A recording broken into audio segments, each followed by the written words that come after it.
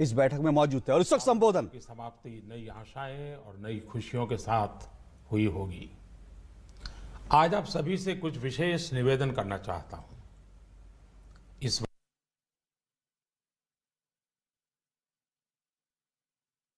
वार्ता में कुछ गंभीर विषय, कुछ महत्वपूर्ण निर्णय आपसे साझा करूंगा।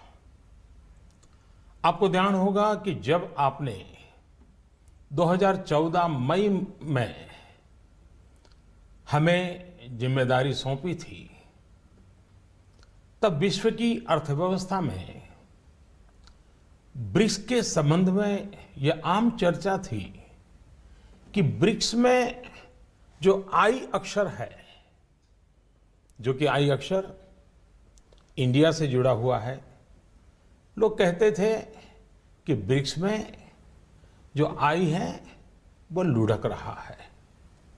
लगातार 2 साल के देशव्यापी अकाल के बावजूद भी पिछले 2.5 वर्षों में आप सब 125 करोड़ देशवासियों के सहयोग से आज भारत ने ग्लोबल इकोनॉमी में एक ब्राइट स्पॉट अर्थात चमकता सितारा के रूप में अपनी उपस्थिति दर्ज कराई है। ऐसा नहीं है कि यह दावा हम कर रहे हैं, लेकिन यह आवाज इंटरनेशनल मॉनिटरी फंड IMF और वर्ल्ड बैंक से गूंज रही है। बहनों भाइयों, विकास की इस दौड़ में हमारा मूल मंत्र रहा है सबका साथ, सबका विकास। यह सरकार गरीबों को समर्पित है और समर्पित रहेगी। गरीबी के खिलाफ हमारी लड़ाई का मुख्य शस्त्र गरीबों का देश की अर्थव्यवस्था एवं संपन्नता में सक्रिय भागीदारी यानी गरीबों का सशक्तिकरण, गरीबों का एम्पावरमेंट।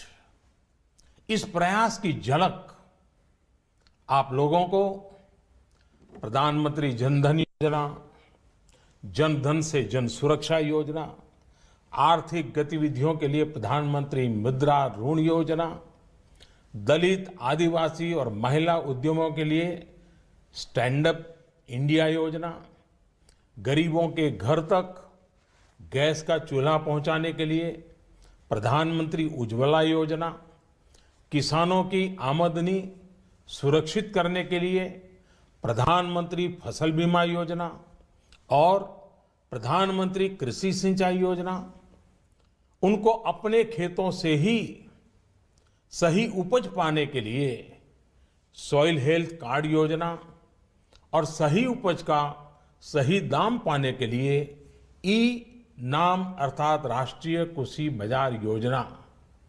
इन सब में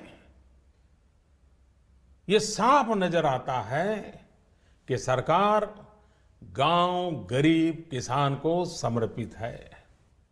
मेरे प्यारे देशवासियों, पिछले दशकों में हम ये अनुभव कर रहे हैं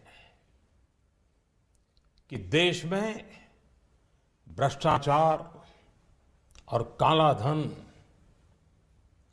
इन बीमारियों ने अपनी जड़ें जमा ली है और देश से गरीबी हटाने में ये भ्रष्टाचार, ये काला धन, ये गोरख धंधे सबसे बड़ी बाधा है। एक तरफ तो विश्व में हम आर्थिक गति में तेजी से बढ़ने वाले देशों में सबसे आगे हैं, दूसरी तरफ भ्रष्टाचार की ग्लोबल रैंकिंग में 2 साल पहले भारत करीब करीब 100वें नंबर पे था। पिछले वर्षों में अनेक कदम उठाए, ढेर सारे कदम उठाने के बावजूद भी अब हम 76वें नंबर पर पहुंच पाए। यह बात को दर्शाता का है कि भ्रष्टाचार का जाल कितने व्यापक रूप में देश में बिछा हुआ है। भ्रष्टाचार की बीमारी को कुछ वर्ग विशेष के लोगों ने अपने स्वार्थ के कारण फैला रखा है। गरीबों के हक को नजरअंदाज कर ये खुद फलते फूलते रहे हैं। कुछ लोगों ने पद का दुरुपयोग करते हुए इसका भरपूर फायदा उठाया। दूसरी तरफ ईमानदार लोगों ने इसके खिलाफ लड़ाई भी लड़ी है। देश के करोड़ों नागरिकों ने ईमानदारी को जी करके दिखाया है।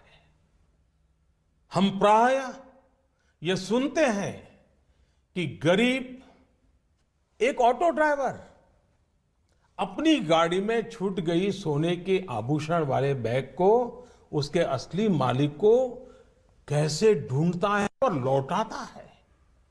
कई बार हम सुनते हैं कि कोई टैक्सी ड्राइवर यात्रियों का कुछ सामान अगर छूट जाता है, मोबाइल फोन रह जाता है, तो अपने खर्चे से उनको ढूंढने जाता है और पहुंचा देता है। अरे सब्जी बेचने वाला भी, सामान्य दुकानदार भी अगर ग्राहक से गलती से ज्यादा पैसे ले लिए तो उसको भी बुला करके लौटा देता है। मेरे प्यारे देशवासियों,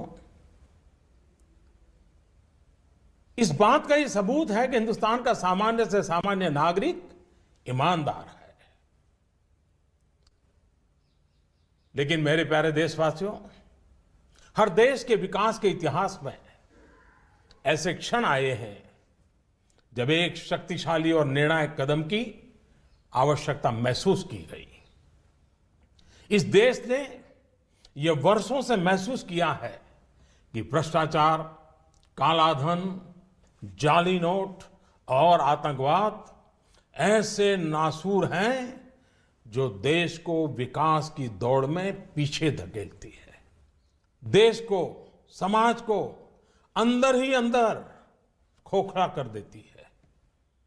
मेरे प्यारे देशवासियों, आतंकवाद की भयानक तो कौन नहीं जानता है। कितने निर्दोष लोगों को मौत के घाट उतार दिया जाता है। लेकिन क्या आपने सोचा है कि इन आतंकियों को पैसा कहां से मुहैया होता है? सीमा पार के हमारे शत्रु जाली नोटों के जरिए, नकली नोटों के जरिए अपना धंधा भारत में चलाते हैं और यह सालों से चल रहा है। अनेक बार 500 और 1000 रुपए की जाली नोटों का कारोबार इसके करने वाले भी पकड़े गए हैं।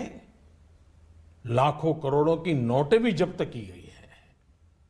बहनों भाइयों, एक तरफ आतंकवाद और जाली नोटों का जाल देश को तबाह कर रहा है, दूसरी ओर भ्रष्टाचार और काले धन की चुनौती देश के सामने बनी हुई है।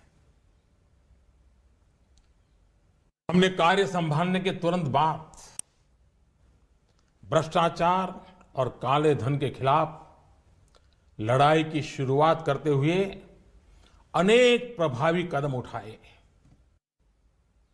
जैसे काले धन की जांच के लिए सुप्रीम कोर्ट के पूर्व जज की अध्यक्षता में एसआईटी का गठन किया। विदेशों में जमा काले धन के लिए 2015 में मजबूत कानून बनाने का हमने काम किया। काले धन को विदेशों से वापस लाने के लिए विभिन्न देशों के साथ टैक्स समझौतों में हमने परिवर्तन किया, नए समझौते किए। अमेरिका सहित विभिन्न देशों के साथ सूचना आदान प्रदान, इंफॉर्मेशन एक्सचेंज करने का प्रावधान किया। भ्रष्टाचारियों की बेनामी संपत्ति को रोकने के लिए अगस्त 2016 में